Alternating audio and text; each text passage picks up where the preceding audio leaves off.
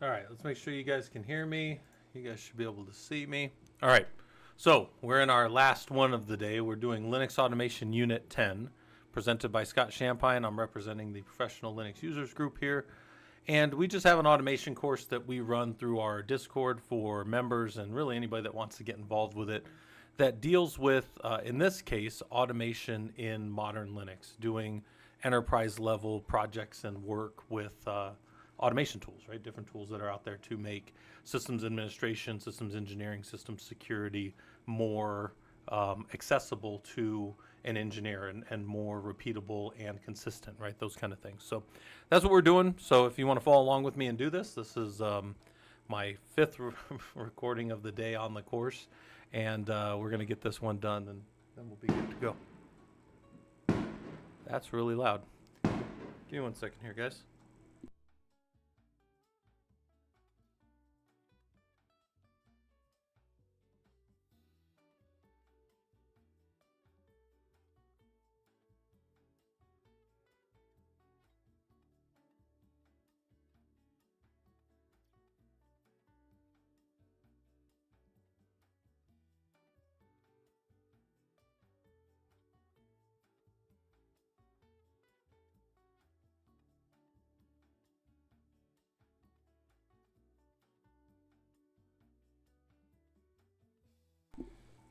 All right.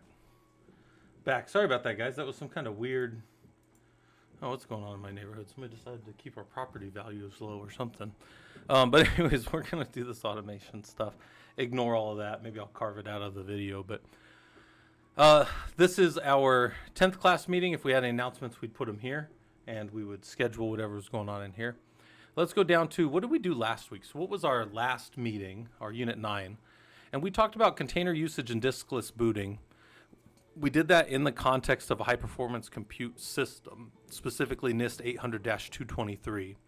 But I wanted you to look at that and say, why would we use containers? What's the value of containers? And then, if there is value to it, what's some of the things that are dangerous about it? So that's something that we kind of worked on and thought about. And then we talked about the shrewded environments and why would we use them? What are the values of them? If you've never used them before to build something, let's talk about them and get them running in our environment. So that's kind of what we were doing here. And then you have a lab and you have some, I don't know why I don't have the worksheet in there, but there's a worksheet for this week. And then Werewolf install and stateless image building. That's what we did last week, right? So we put Werewolf on a system.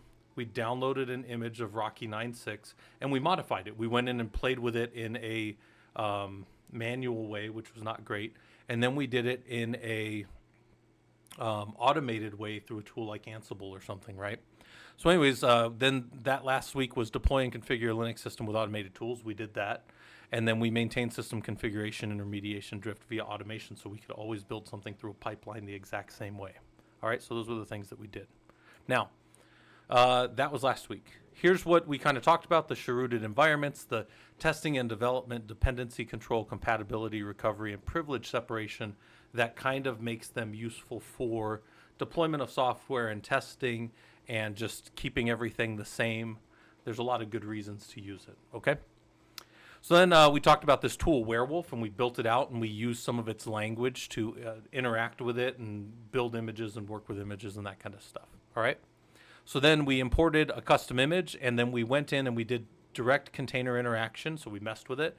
And then we used Ansible to modify it, but today we're going to go ahead and do the security part of it. So we're going to do all the same stuff from last week, so you get a little bit of practice building out the configuration.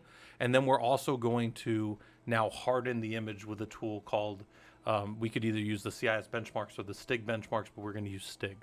All right. In fact, to that point, let's pull this up real quick while we're working on this. I'm going to give you guys the lab if anybody wants to do this with me.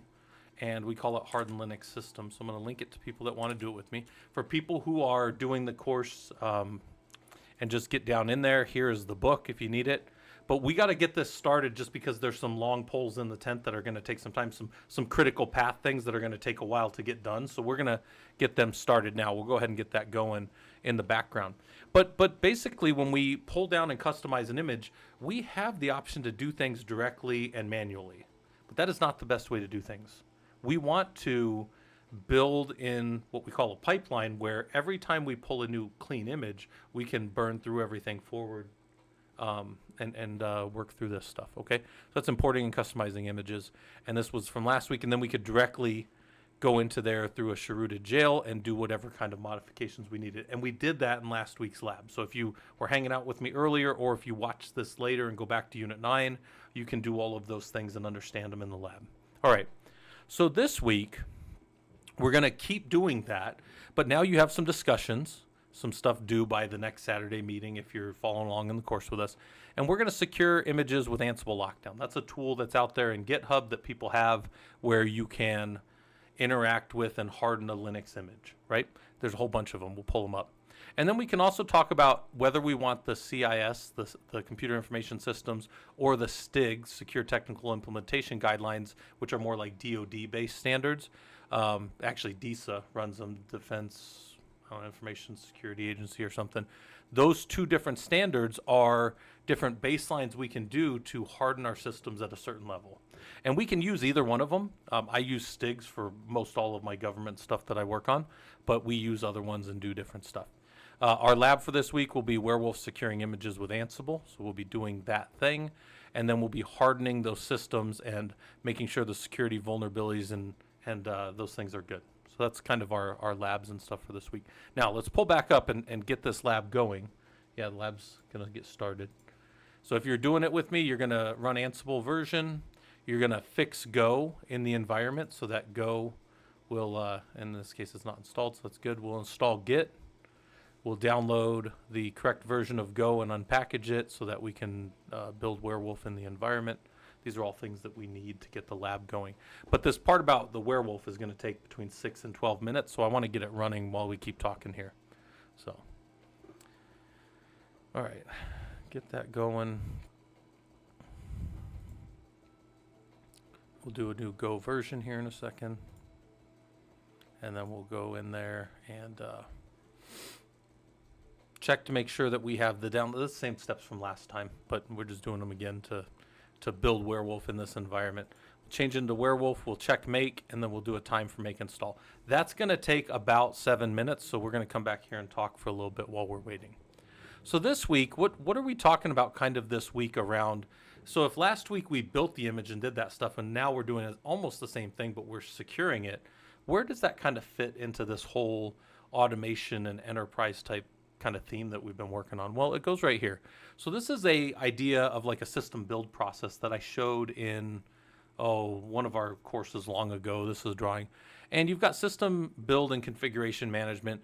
Engineers, us, or even admins sometimes, we build systems according to a security and engineering baseline.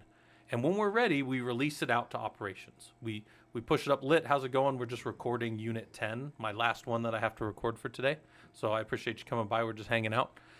When you build something, though, right, you push the server. I always tell people, it's like I push the server out into the night. It's like a ship, and I'm like, go out and do good ship, server things.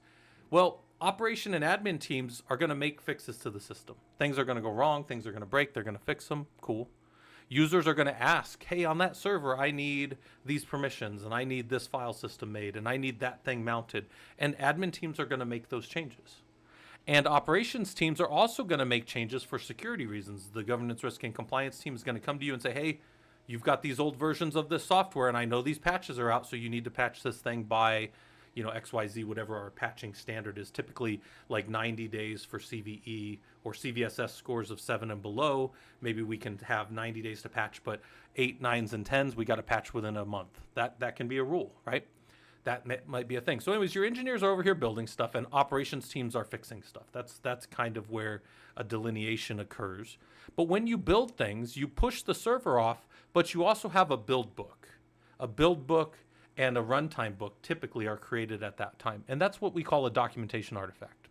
Now, the build book should be the steps that if you had just a lump of raw server, you had a physical server node and an ISO image that you could mount to it, you could build my server from scratch. That's what a build book is. Now, build books back in the day used to be thousands of pages of us just typing in bash commands, and mistakes were made all the time, and servers would be slightly different than each other. But nowadays, with modern Linux and with containers and stuff like that, we can run Ansible playbooks. We can run, there's all kinds of things we can do to make these as close as possible. Kickstart files, all these other things. Make sure all the packages are the same, all this, right? This is what we do in modern Linux, right? But what I wanted to point out here is that when people are making changes to your server 2 years down the line, and one of those servers crashes, you know, one server out of 10,000 crashes, and there's going to be more than that, but let's say one crashes, and somebody reruns your build books, well, that's cool. You've got a server that's hopefully still works, but it's 2 years old, and now you've got to zipper up all these runtime changes from there up to now. So what I always talk about in here as we talk about the system build process is there has to be a mechanism for these changes to be tracked in the system, but also, if you're smart, you're building these back into your build books in real time. So when you come 2 months or 2 years later and my server breaks, because guys, servers break all the time. If you have 1,000 nodes, you probably have 2 nodes go down, maybe not 2 nodes a day, but you know, a couple nodes a week for sure. And there's always the mean time between failure, and we can figure out how many it should be in any given day, right? But where I'm going with that is, if you're modifying these as you go, 2 years later when you hit the button, you should be able to build that exact server right now. And that is a difficult level of maturity to get to in systems. In fact, this builds a lot of that problem we were talking about in the... I actually pulled some of that out from Unit 9. I didn't put everything in there. But that actually builds in some of those changes. Let me see if I still have 9 up. I don't have 9 up anymore. Well, that's fine. But the fact that you want a stateless image so that everything comes back up clean every time, that's actually part of what I'm talking about with those changes. So anyways, and then the function is we use our build book to rebuild the system back to a normal state. And then with runtime books, we allow for operation of the system. So runtime books are like, you know, a file system starts to fill up in var log. We know that we log off with rsync and maybe some kind of other facility like Splunk or something. So we know logs are coming off server. So if var log ever fills up, our late night knock team can just run an rm-rf on anything in var log that has a .tar.gz on it. So it's safe for them to do an rm-rf on /var/log *tar.gz or something like that, and that would delete anything in there that had been packaged up, and we could save a bunch of space in there, right? Those kind of things. So if we look at the system build process like this, then we can start to realize that this process can be kind of arduous. Well, what we're doing in Werewolf is simplifying this process where the build system creates an artifact that is the actual system. It is an image, and that image is stateless. It doesn't change. And when people want to make these changes, the only way to make these changes to the system are to build them into the image and repopulate the image out into the environment. Repopulate the image, reboot the nodes, bring them back up. Those are the only ways to get these changes into the environment. And that's, in some ways, pretty powerful, because then we have to follow the configuration management process. People have to go through the pipeline of getting things down into dev, test, QA, and get them all ready to go over into prod. All right, let's check our system real quick here. And also, I didn't even, before we even move there, let's go look real quick at the questions for this week, right? So here's our, no, that's the wrong one. I need 9. I need 10. Here's 10. Here's the discussion post. So your team uses Ansible and needs to secure one of the images you've been working to build in Rocky 9. You've decided to use this STIG remediation tool called Ansible Lockdown. Now, if you guys have never seen Ansible Lockdown, it's a pretty good little tool. Looks like this. And look at all of these versions down here. We're going to use the RHEL 9 STIG. So over here on the OS, here's the operating system. And we're going to need the RHEL 9, not sys, but the STIG. Here's our STIG standards down here. So for RHEL 9, here's our STIGs. This is what we're going to pull down and use in this one. And we can pull those down at any given time and put those on a Linux box. But then here's the questions we're going to ask ourselves about this. Where's the tool designed to be run? And why is this going to cause you a problem if you do it in an image? Well, this tool is designed to run when you pull it down on the local host, so on the machine that you put it on. Well, That means that it's designed to be run in a running Linux server, not down in a cherooted image. So there's a bunch of things that aren't running when you're in a cherooted image. There's no systemd running. There's no, any of the system services. You don't have any sysctl because you're not on that kernel. Can you set things to be hardened there that then come up later? Sure, but the actual sysctl commands to check things aren't going to work. Grub isn't there because you didn't boot off of grub. So there's all kinds of things that you're going to have problems with that you're going to have to modify if you're doing. This tool is awesome. I'm not taking anything away from the tool. I'm just saying this tool is designed to be run on a Linux box that's running. You're trying to build it into a cherooted image that's before that, so there's going to be some problems. We're actually going to see some of those problems in the lab. And I say, how will you go about remediating those problems in your environment if you have to run it in a cherooted environment? And those are things for you to think about. We're going to do some of them today, but you are the one who has to walk through the process to get your system running the way you want. Okay. Then we got Unit 10 discussion post 2. Read these 2 blogs about the differences between sys and stig compliance. There's 2 blogs from those same people that run this Ansible lockdown. And I say, why might you choose one or the other? They're different for different industries. If you work in government type industries, you're definitely going to be doing stig compliance. But CIS compliance tends to be very popular in the healthcare world. And in the insurance world, I used to do sys all the time, the CIS benchmarks. So, why might you choose one or the other? What industry are you thinking of going into, or are you wanting to go into if you're not in the industry? And how does this kind of align with these different things that you have the capability of doing? Okay. So that's the discussion things that we're doing for the week. Let me get this out of there. You guys can go play in there. And it took us 8 minutes and 25 seconds to build Werewolf. So I'm glad we built that now. How long did the build take? Why might we want to record this? Well, because if somebody else is going to do it later, I want to level set for you guys that part's going to take between 6 and 12 minutes. That's what we've seen in the last few days with everybody. So spend a little time, and go take a walk or whatever. This next one that's going to take about 3 minutes is going to be, we're going to download the image for Rocky Linux 9 from the Werewolf repository, and we're going to call it in our system my Rocky image. This is going to take about 3 minutes as well. Let's go back to our talking real quick. So the system build process is, how do we get a server ready for prime time? How do we get a server ready to go out and have these artifacts that can then be looked at and reviewed, and really, artifacts are the work that we do as engineers. We build system artifacts, documentation. These are the things that they want us for. It's not just because we have thinkers that can help think and build stuff. That's good. That's valuable. But being able to build artifacts that really, drive the stable deployment of the system and the stable running of the system is why they need us. That's good engineering, keeping your system up. So the next part of this is kind of the system deployment process, and this comes from one of our other presentations too. And we say somebody asks to build a server. The server build starts through some process we have. And then you've got all these things that are pre-baked into the image. And really what we're worried about in this one is security stigs. There's all these other things we can build into the image already, and we're going to have our security stigs baked in there when we go. Now, in Werewolf, there's this last personalization piece, and this tends to be done by a thing called overlays, but we're not going to do overlays in this part of the course for now. We'll play with overlays probably in a separate Werewolf course later. This course is more about the securing, right now, the securing of those stigs for the box.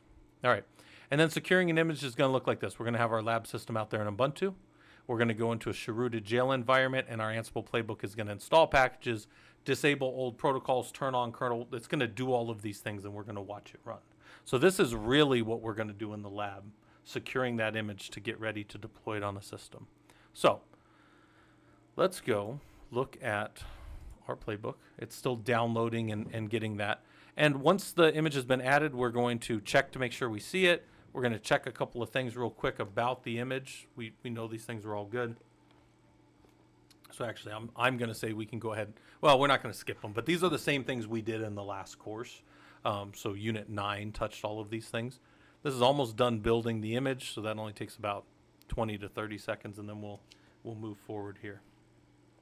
If you guys have questions specifically about this, let me know, but also you can always ask them up in the Discord as well if you guys have questions about this. Okay, it's almost done. building the image. This is the provisioned image. We don't provision in this lab environment because we don't have the ability to boot the other node, but we can set up everything else besides that part for you guys to see. So this is going to come up.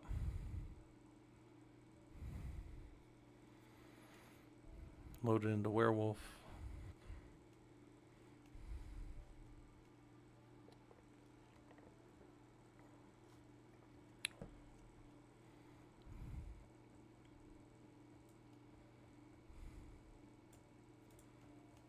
Almost done. We'll check to make sure that it's been downloaded. Yeah, there we go. It took 3 minutes and 10 seconds. Check to make sure it's there. Good. We'll check our current version of a kernel and our current release, and then we'll drop into that shell. We'll see that we're still on the same old kernel. We don't change kernels when we go into a chrooted environment, but all of the files that are being read in this, we're downed in a jailed chrooted environment. We are seeing as though we're in Rocky 9 Linux, and then we can do a DNF update and update this image down here in these files with our Rocky, right? Because we're on an Ubuntu box. We have apt. When we drop into the chrooted environment, we can run DNF and update the system. We're going to say no for now. We don't want to update any of this. And then we're going to go false and exit, and we're going to kick ourselves out of that environment.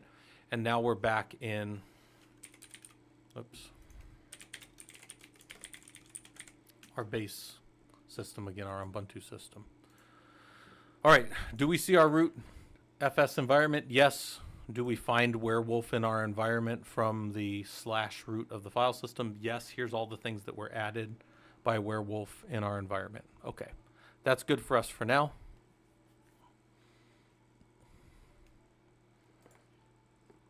Now we're going into our new part. All that stuff was stuff we did in the last lab. Now we're going to make a chroots file. We're going to do a rel 9 stig baseliner on Ansible, and then we're going to run it against that environment, and then we're going to start the process of hardening our box. So let's make a directory for Ansible. Press I and drop in a chrooted connection for our Ansible. This is where Ansible is going to connect in, and it's going to use chroot instead of SSH, which is its normal connection type.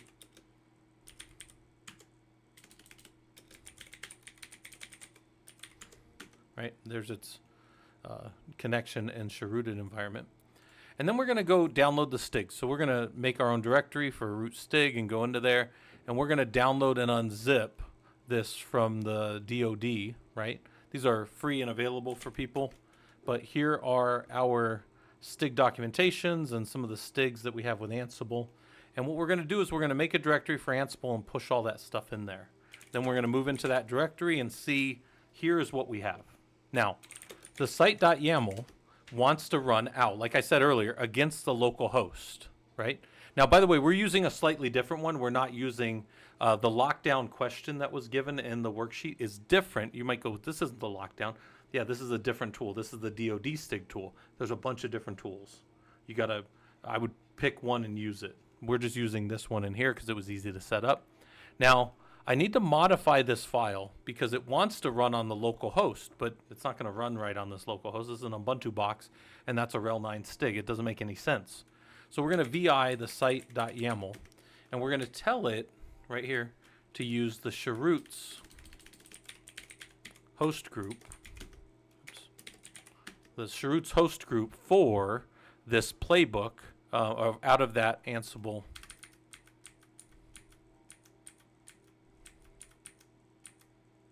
right in there. So it's going to use this chroots, and it's going to go to var local www chroots my Rocky image root fs, and it's going to change to that root and do all of its actions down in there. Now, we're going to run this playbook, but when we do, we're going to see that it breaks all over the place. And I say what breaks and why. And I want you to think about that because the questions and the things that we see are going to be there.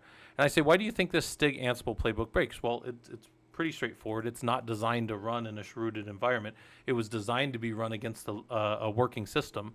And there's assumptions. In fact, it's going to break on, well, let's just look at where it breaks.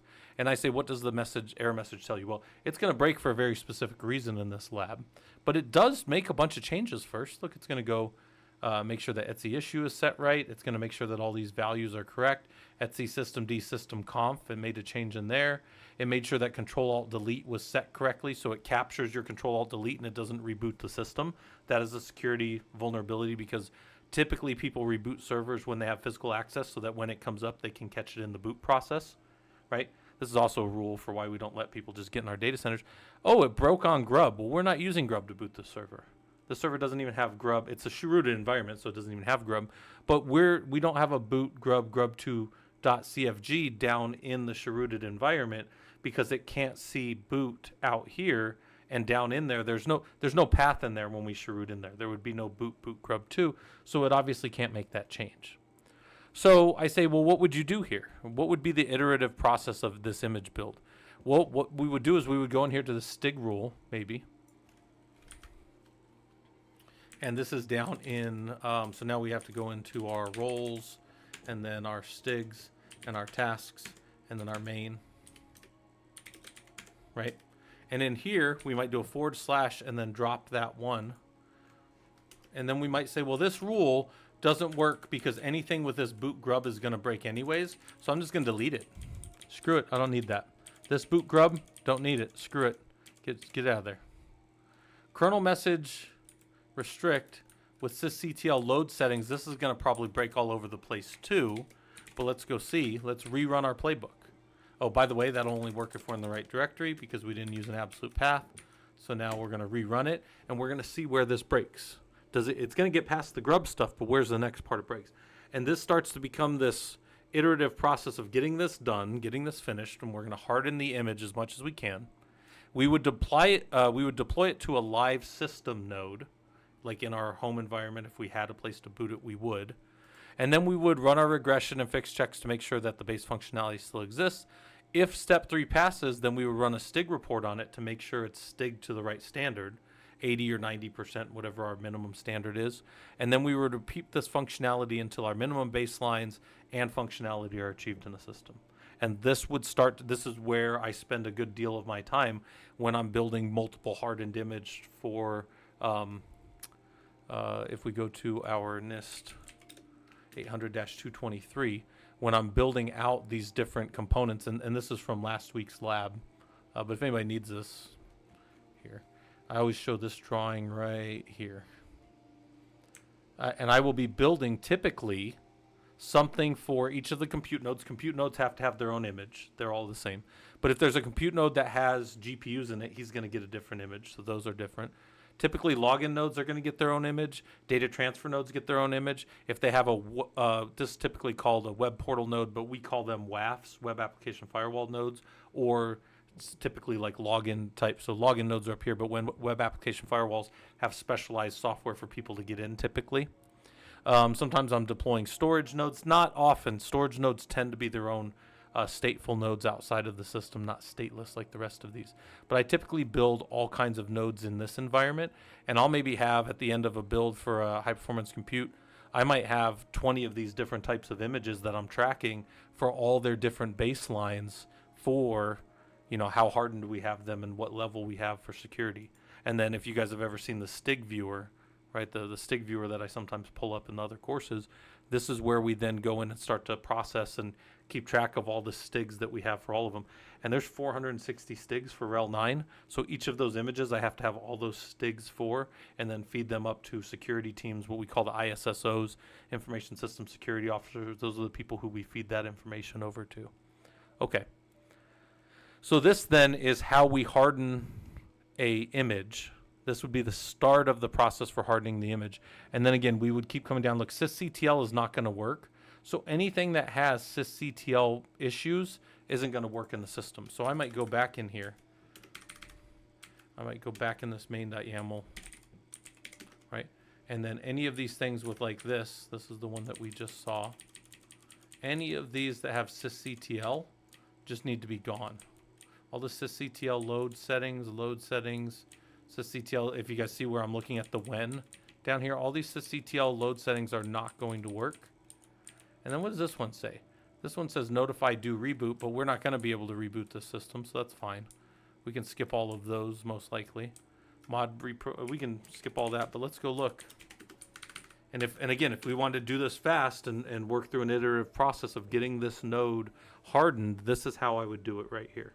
Until I get this to finish building everything, and then I have to go and check where I'm actually at in a deployed node. So that's what those steps are over there, is showing how this works. All right, this one is back to sysctl.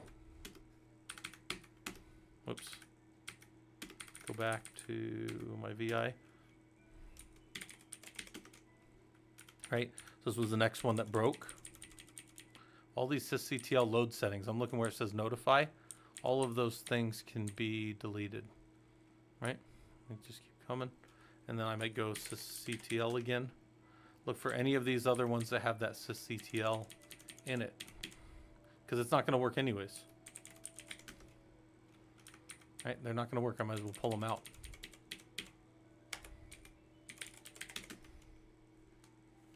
Any of these that touch the sysctl directly, I can't do. Now, some of you might say, well, Scott, this is a lot you're removing. Yeah, when I actually do these, I take a sysctl, I do a separate thing. I put all of the values that I need in a file, and I just push it into the image. That's the way that I do it, so I can bypass all this sysctl stuff. Because you look at these and you go, man, that's a lot of stuff that you're taking out. Yeah, but this is the only way to get this to finish with all the ones that it can do. Sysctl isn't going to work because we don't have a running kernel. Yeah, don't have a running kernel in a shrewd environment. You're borrowing the host kernel, right? So I'm taking all of those out. That's sysctl as well. All of that is IPv6 enabled. Well, we don't really care so much, but this is still sysctl stuff, so we need to pull it out. All this sysctl. And also, we're not necessarily doing IPv6, but we can unload that. We can remove that other ways, right? Sysctl, all of it. Anything that's notifying sysctl load is not going to be something we can check or do. This one is different because it's not doing that anymore, so we do sysctl again. No more. Right quick, cd dash, run our playbook, see where it breaks, right? Keep running through this iteratively back and forth. And you might say, this seems like insane, because you would check this and then, yep, kind of insanity. I told you guys before, if you ever saw what I did professionally, you'd be like, man, I can't believe this guy gets anything done. Hey, King Cuddy, how's it going over on YouTube? We're just recording the Unit 10 right now, and I'm showing you guys kind of the process of how we would walk through. What is it? So this is not able to download and check something inside of this. Now, if you wanted to fix this one, this is actually a fix from the other environment where we go to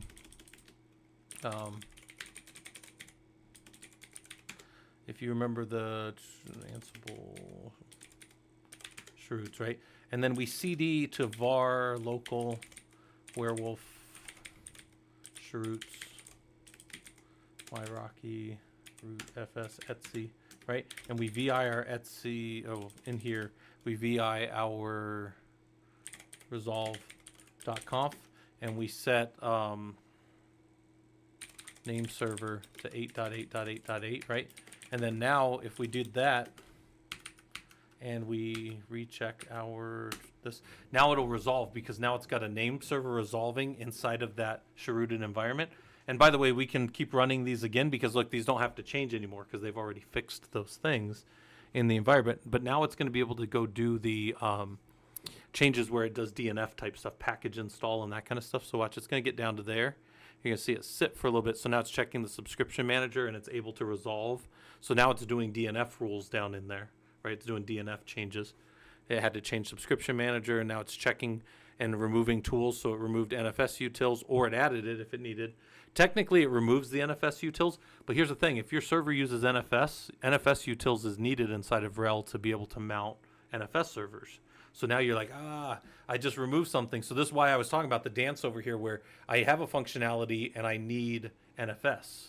Well, if you need NFS in your environment, you can't remove those NFS utils. You have to take an exception in the STIG. Basically, you have to leave it open, and security has to accept that exception. And that is except, oh, look, I got it right, accept the exception. There you go. Accept. There you go. Oh, look how far we're getting. Now we've pretty much got this all built now. We may even grab this one and say this is a good one, and then we maybe even use it. Ah, look, it's trying to set a firewall rule, and it's trying to do systemd stuff, but it can't really do systemd stuff, but it can check for the links. So it checked to see if the firewall was there. It checked to make sure Connie was installed, right? It's doing all of these things. It's actually getting pretty far. We might copy this one down and just keep this one on our local system, because then we have a working one. Maybe I'll even add this and include it so that you guys can run through one that gets all the way to the end, right? That would be kind of fun. But this is what we do in the environment: harden the box and get that image ready to go, and then we have to deploy it, do our function checks, make sure it does the things and connects like it should, excuse me, and then make sure it passes our STIG reports to get an 80 or 90%. Sometimes there's some manual stuff, and then we go from there. Ah, there's a sudo problem. The sudo command is not found. So what we might do, there's a couple of ways to deal with this, but one of the things you might do, just to kind of cheat this a little bit if you wanted to, is we may cd to roles,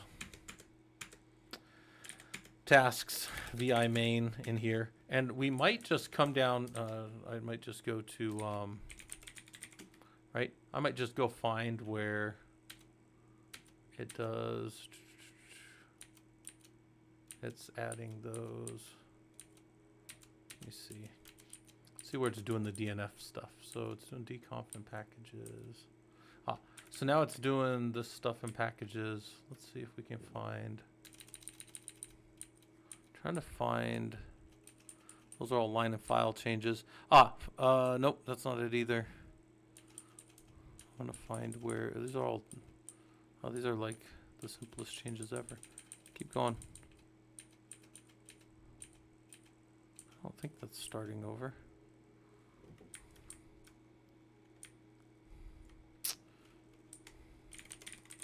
Look for package.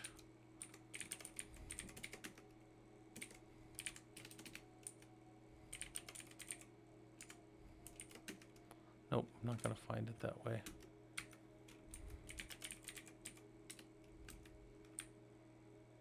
don't think they have.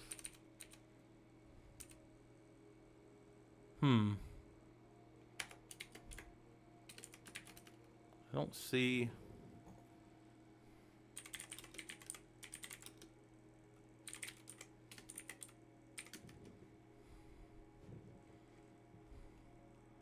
So the package facts near the top, and then I don't see it doing any actual. Let's see if it looks for install.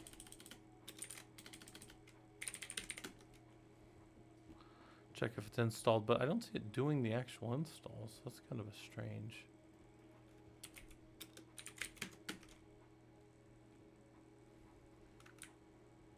I just want to see if we see.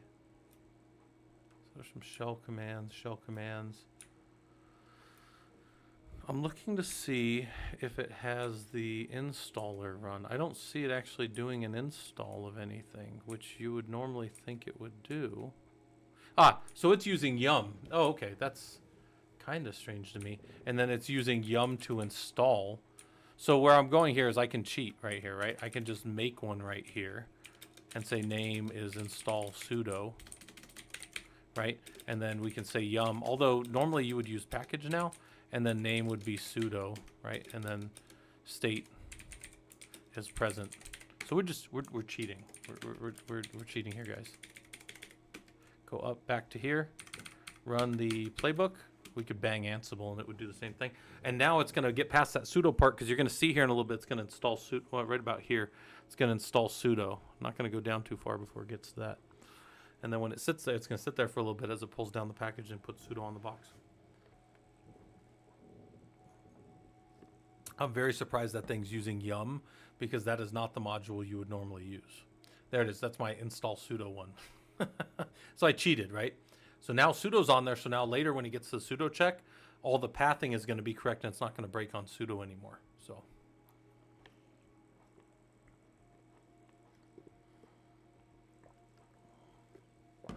there we go.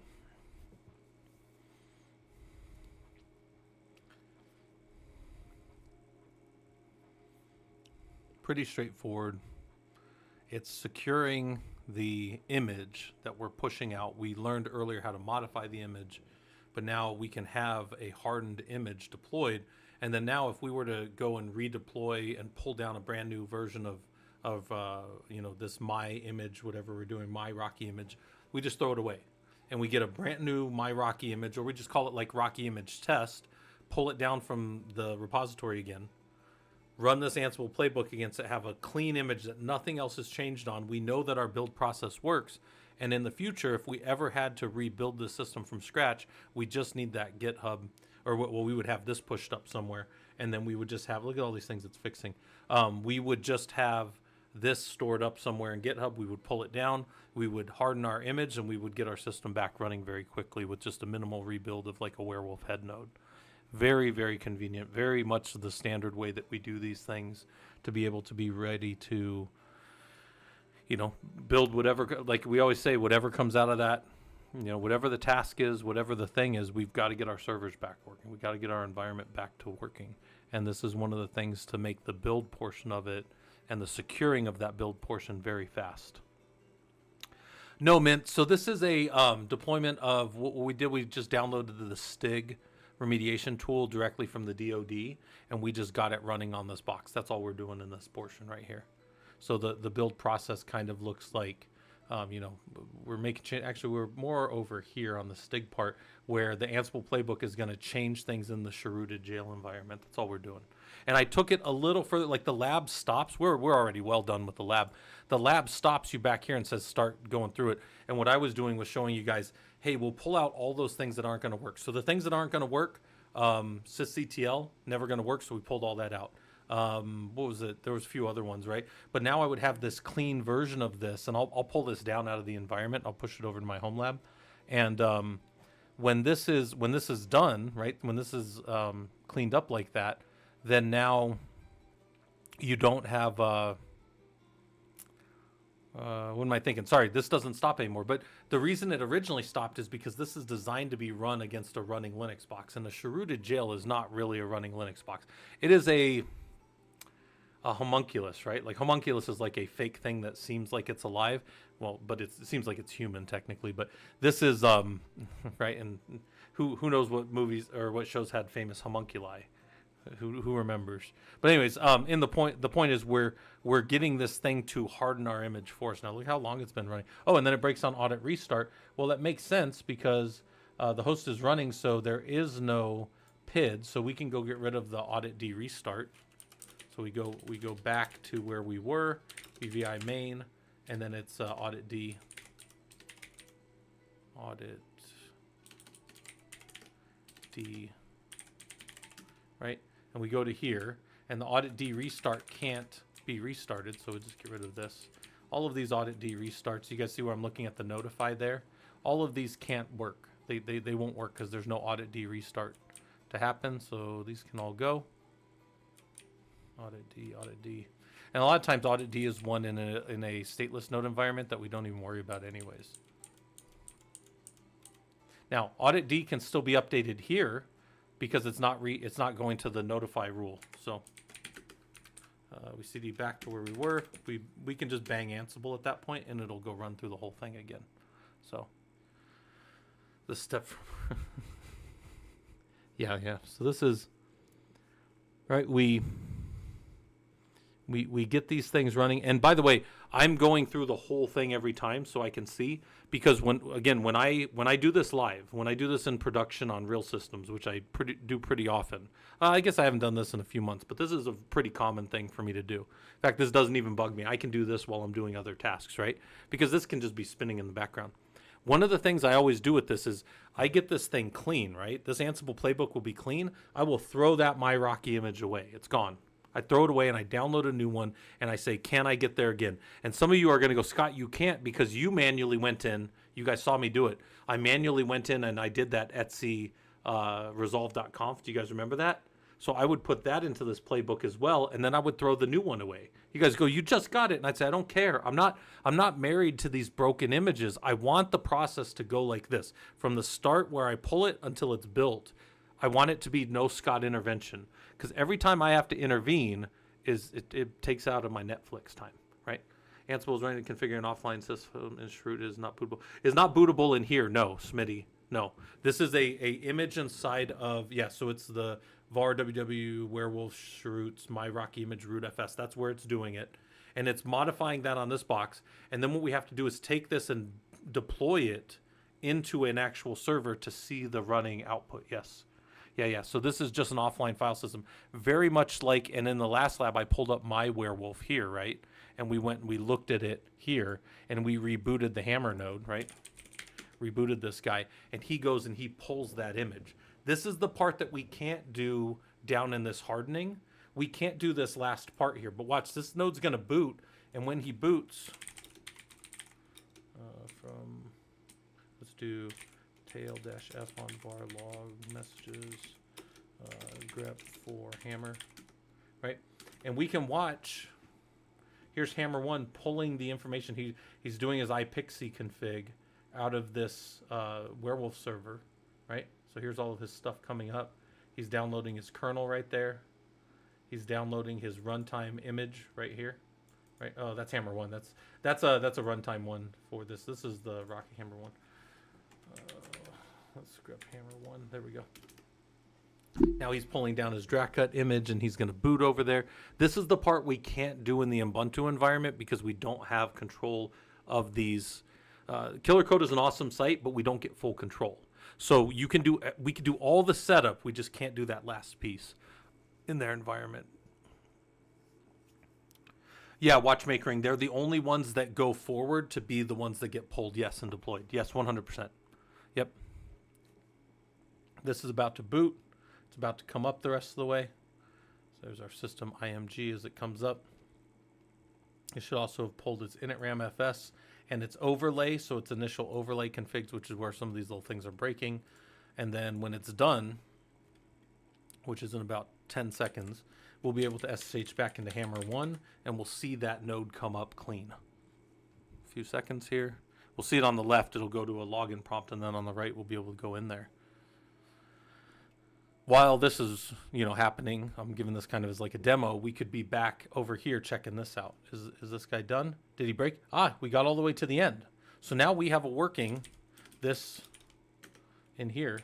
This is a working main.yaml for this. So what I might do is I might scp main.yaml over to me at .com, right? I'll just throw it in there. Oh. Is that not? Hold on a second. They have SCP not on?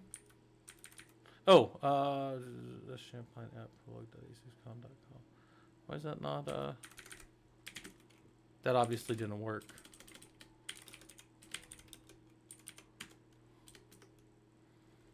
Wait a minute. Why is my SCP not working? ProLUG.acuscom.com. Do we not have the...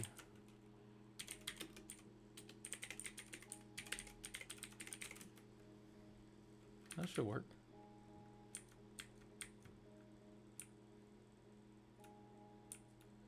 Or one CP.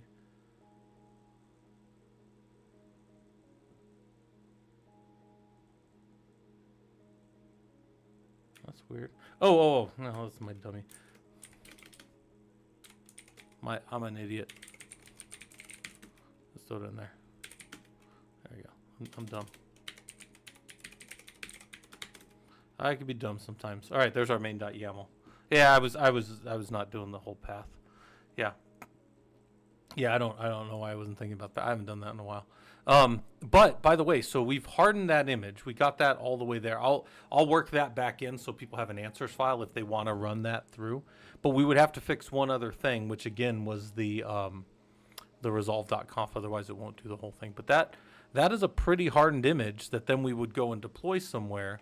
And once we deployed it, we would see it there. Oh, by the way, hammer one's back up. And then there's our command line, so we can see that it booted from the werewolf init. That's where it provisioned from. All right, so lots of stuff going on today. A lot of activity, a lot of stuff. This was Unit 10. If you have questions, let me know down in the Discord. Just message me. We do have a Q&A section in there. The guys have been getting all the course stuff caught up. We are now, as of this recording, all caught up for the last 10 weeks of the course. So feel free to go through the stuff. Feel free to ask questions, do your discussion posts. There's a lot of people in there doing discussions. And we've recorded a bunch of stuff today. But we've got about 6 more courses, so 11, 12, 13, 14, 15, and 16. So we have a few more to do. And then when we're done with that, we're going to start working back around to some of these other toolings that we want to get good at and understand. So, all right. I appreciate you guys all coming by. I will see some of you. I will not be back on tonight. I'm pretty much done for the night, I think. But I will see some of you down in the Discord and hanging around. And hopefully this stuff's useful to you guys. Take care.